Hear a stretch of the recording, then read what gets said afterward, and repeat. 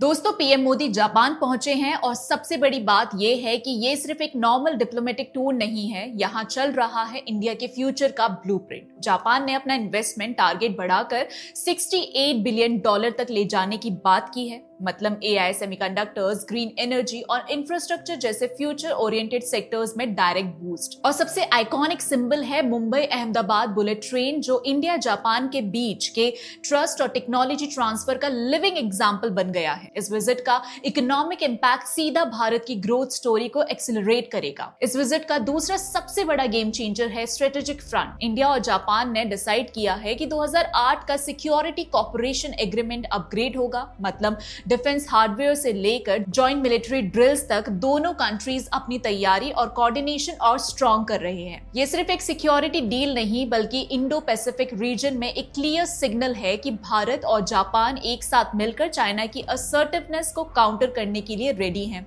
और बात सिर्फ डिफेंस तक लिमिटेड नहीं है, दोनों मिलकर सप्लाई चेन रेजिलियंस और कनेक्टिविटी प्रोजेक्ट्स बनाने जा रहे हैं, जो साउथ एशिया से लेकर अफ्रीका तक का पूरा इकोनॉमिक सिक्योरिटी कॉरिडोर तैयार करेगा। तीसरा बड़ा पिलर है टेक्नोलॉजी का धमाका। पीएम मोदी ने साफ कहा, जापान की एक्सीलेंस और इंडिया का स्केल मिलकर 21वीं सेंचुरी की टेक रिवॉल्यूशन को लीड कर सकते हैं। फोकस है AI, semiconductors, quantum computing, biotech, bullet trains और क्लीन एनर्जी जैसे फ्यूचर डिफाइनिंग सेक्टर्स पर। इंडिया ने 2047 तक 100 गीगावाट न्यूक्लियर पावर का टारगेट सेट किया है और इसमें जापान की technology game changer role play करेगी। अब सवाल है, कैसे होगा ये सब? जापान से आने वाली एडवांस्ड R&D, प्रिसिशन इंजीनियरिंग और हाई टेक एक्सपर्टाइज को इंडिया की मैसिव मार्केट, स्किल्ड यूथ और प्रोडक्शन कैपेसिटी के साथ जोड़ा जाएगा। यानी जापान देगा टेक्नोलॉजी, इंडिया देगा स्केल, और दोनों मिलकर अगले 25 सालों में इंडिया को एक टेक सुपर पावर बनाने की नींव रखेंगे। और दोस्तों, इस विजिट में पीएम मोदी का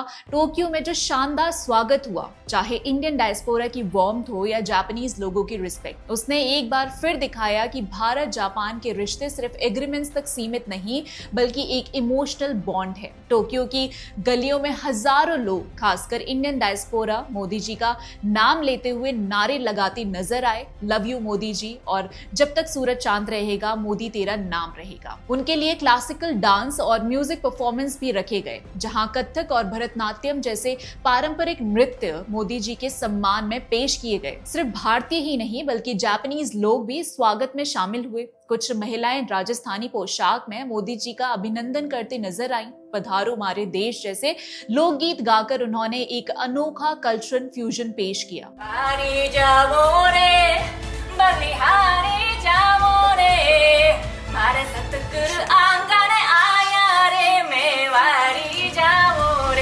ये ग्रैंड वेलकम सिर्फ मोदी जी की पॉपुलैरिटी को ही नहीं दिखाता, बल्कि इंडिया जापान के बीच के रिश्ते कितने गहरे और लोगों के दिल तक जुड़े हुए हैं उसका सबूत भी देता है। इसे दोनों देशों के बीच कहते हैं ना, पीपल टू पीपल कनेक्ट, उसे और मजबूत बनाया है और विजिट की सिग्निफिकेंस को और भी हाईलाइट किया। दोस्तों, ये डायस्पोरा जो जापान की इकोनॉमी में कंट्रीब्यूट भी करता है और अपनी कल्चरल रूट्स को प्राउडली शोकेस भी करता है, असल में दोनों देशों के बीच एक लिविंग ब्रिज की तरह काम करता है। साथ ही दोनों तरफ से कल्चरल एक्सचेंजेस और शेयर्ड वैल्यूज जैसे डिसिप्लिन, इनोवेशन और म्यूचुअल रिस्पेक्ट एक ऐसी मजबूत फाउंडेशन क्रिएट करते हैं जो लॉन्ग टर्म रिलेशनशिप को और सॉलिड बनाती है। इसी स्पिरिट को रिफ्लेक्ट करता है 2035 विजन स्टेटमेंट जो दोनों पीएम्स ने लॉन्च किया। ये स्टेटमेंट सिर्फ एक डिप्लोमेटिक पेपर नहीं, बल्कि एशिया के फ्यूचर के लिए एक ब्लूप्रिंट है, जिसमें फोकस है स्टेबिलिटी, ग्रोथ और प्रॉस्पेरिटी। और दोस्तों, इंडिया के एम्बेसडर सीबी जॉर्ज ने भी क्लियर कर दिया है कि मोदी इशिबा की बातचीत सिर्फ एमओयूज या इकोनॉमिक डील्स तक लिमिटेड नहीं रहेगी। दोनों लीडर्स एक ब्रॉडर लेवल पर फोकस करेंगे, प्लूरिलेटरल और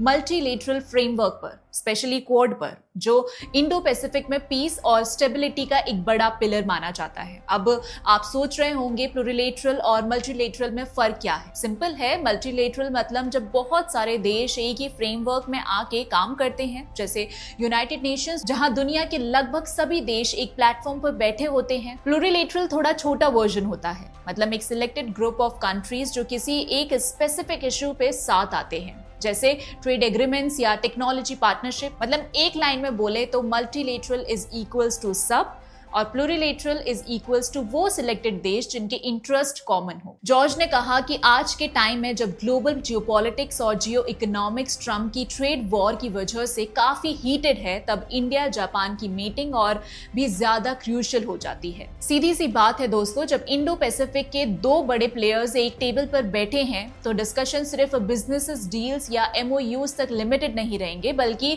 पूरे जियोपॉलिटिक्स स्पेक्ट्रम को कवर करेगा। और क्वाड ऑब्वियसली इस मीटिंग का एक सेंट्रल एजेंडा पॉइंट होगा। साथ ही इंडिया और यूएस के बीच ट्रेड टेंशंस बढ़ने के बैकड्रॉप में न्यू दिल्ली अब टोक्यो के साथ अपने इकोनॉमिक टाइज को और गहरा करना चाहता है। सिर्फ ट्रेड ही नहीं, टेक्नोलॉजी और इन्वेस्टमेंट के नए एवेन्यूज एक्सप्लोर किए जा रहे हैं। लेकिन ये विजिट सिर्फ इकोनॉमिक्स तक सीमित नहीं है, ये दो बड़ी एशियन डेमोक्रेसीज के स्ट्रेटेजिक कन्वर्जेंस को भी शोकेस करता है। दोनों के बीच सिविलाइजेशनल लिंकेजेस, रीजनल सिक्योरिटी और ग्लोबल गवर्नेंस तक एक गहरी पार्टनरशिप डेवलप हो रही है, जो इंडो पैसिफिक और ग्लोबल स्टेबिलिटी दोनों के लिए इंपॉर्टेंट है।